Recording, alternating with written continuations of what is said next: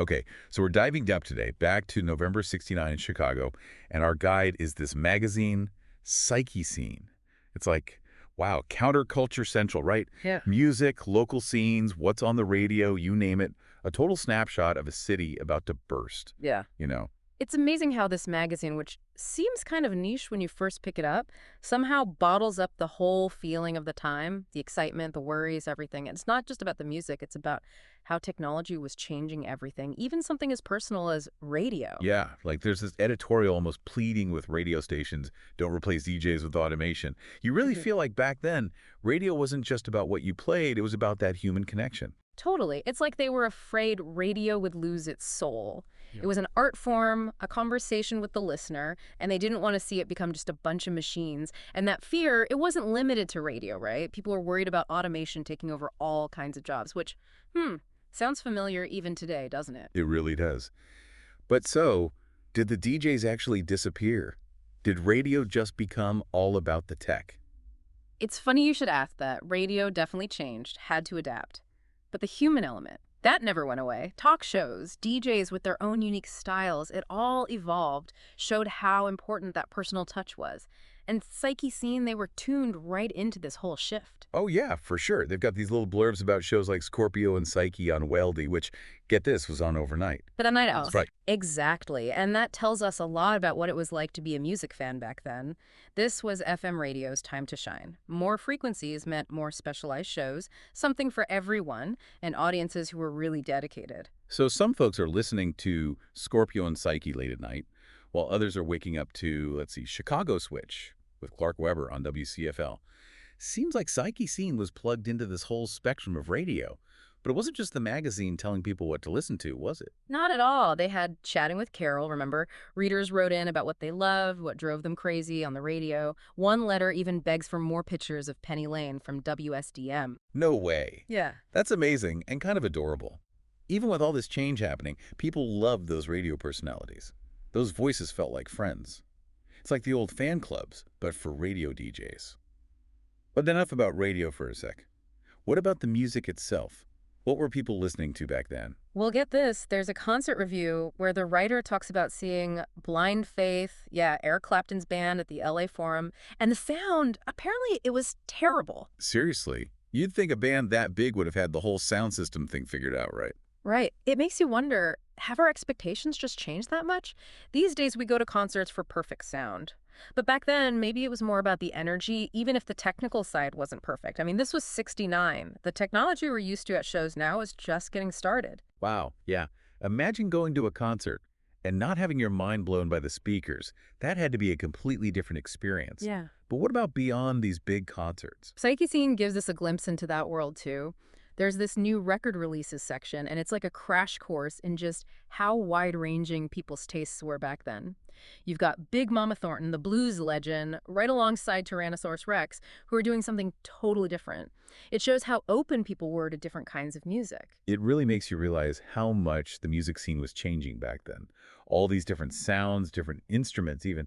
Like, they were advertising the Moog synthesizer in this issue. Oh, the Moog. That wasn't just some new gadget. It was like a whole different way of thinking about music. I mean, can you imagine it? These massive machines with wires everywhere creating sounds nobody had ever heard before.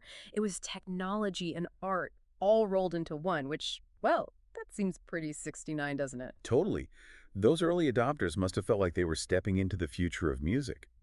But it wasn't all about the fancy tech, right? I mean, there was still a thriving local scene. And Psyche Scene was super into it, even had that groups and artists needing publicity section. Absolutely, and that's something we see over and over again in music history. Behind every huge band, there were all these smaller scenes where they got their start, found their sound, built a following from the ground up. It's like a whole musical ecosystem. And looking at these names in Psyche Scene, it makes you wonder, who were these bands? Tres de Janeiro? The Men from Summit? Did they ever hit it big? Or were they happy just playing their music, keeping it local? It's kind of a mystery, isn't it? And that's part of what makes it so fascinating. Not every story has a Hollywood ending, But that doesn't make it any less important. Sometimes the real magic happens on a smaller scale in those clubs where the music feels real, raw.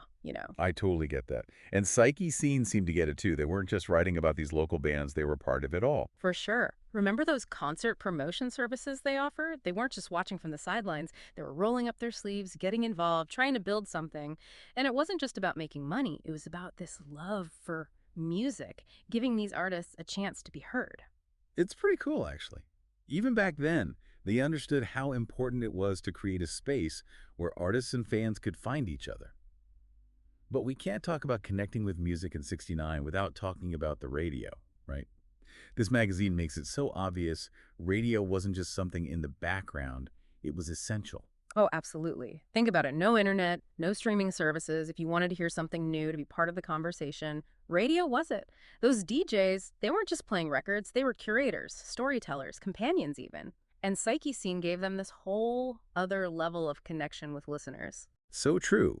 They weren't just reporting on what was on the radio, they were giving these DJs, these personalities, an even bigger stage. And speaking of big, man, this magazine just oozes that late '60s vibe.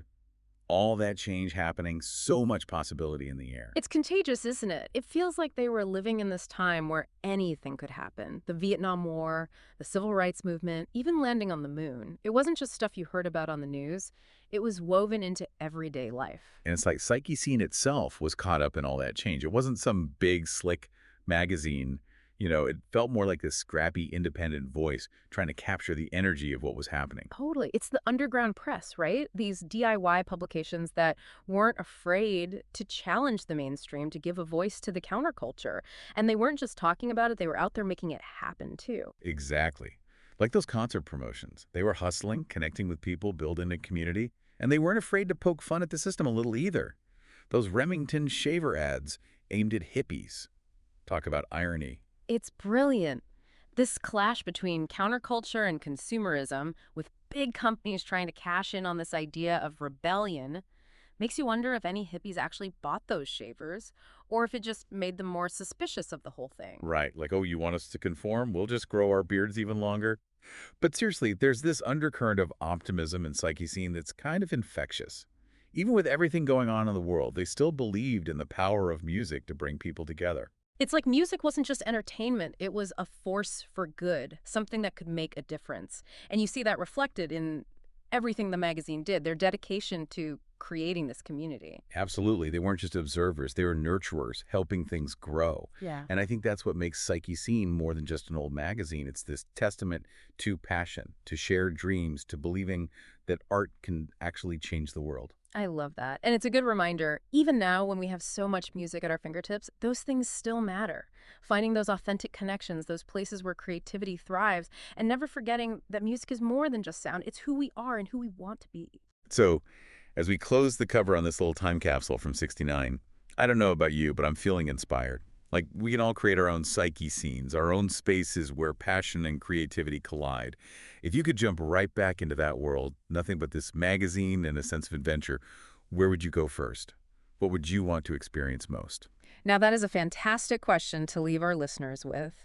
Keep that spirit of discovery alive. Look for the unexpected, and remember, sometimes the most amazing journeys start with a single page turn.